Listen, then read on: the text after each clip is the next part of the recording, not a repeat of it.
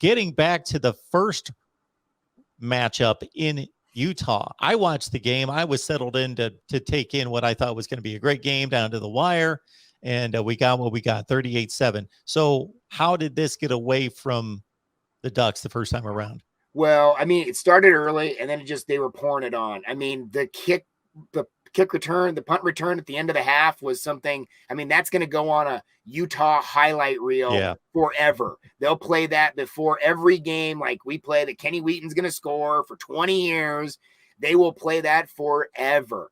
And, Utah's fired up too about this Oregon game. They thought that they were going to go to the National College Football Playoff when Oregon beat them in 2019. So they were primed for this too. And they feel like Oregon knocked them off their pedestal, and they had something for Oregon. I do think that this is a game that does match up better for Utah. I think Utah just has a very strong running game that is, for whatever reason, able to go through this Oregon defense, or they were able to then with relative ease.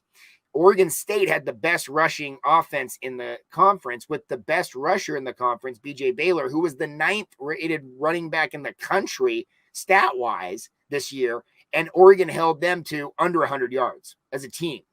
And I think BJ Baylor had under 50 yards rushing. Yeah, he had 59 yards rushing.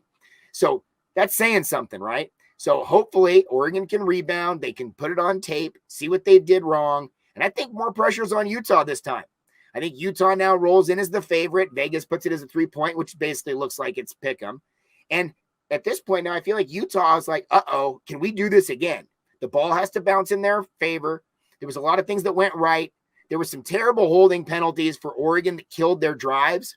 Oregon was in the red zone. Oregon was able to move the ball against Utah. It wasn't like it was just complete domination, but they just shot themselves in the foot over and over.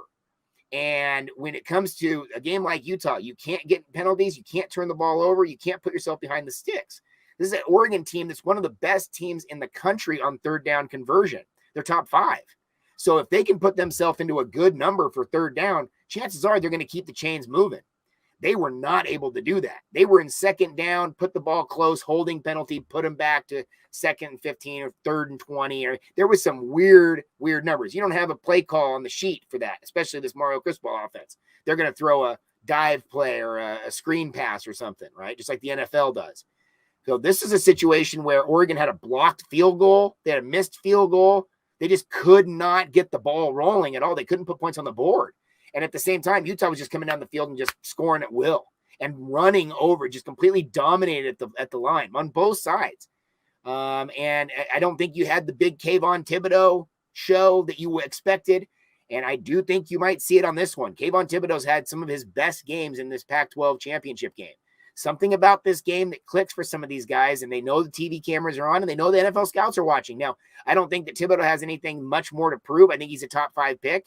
Most people say he's number 1, but I don't know. We'll see when that happens.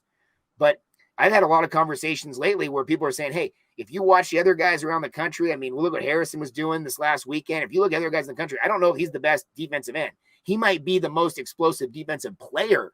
And I think he might translate more to an outside backer. They're putting him at 2, not even having a hand in the ground most of the time this year. So I think Thibodeau has a chance to really do some stuff this game. They were scheming against him big time in this one. I think Oregon has a chance to kind of flip the script and scheme Thibodeau against them. And you might have some real show plays.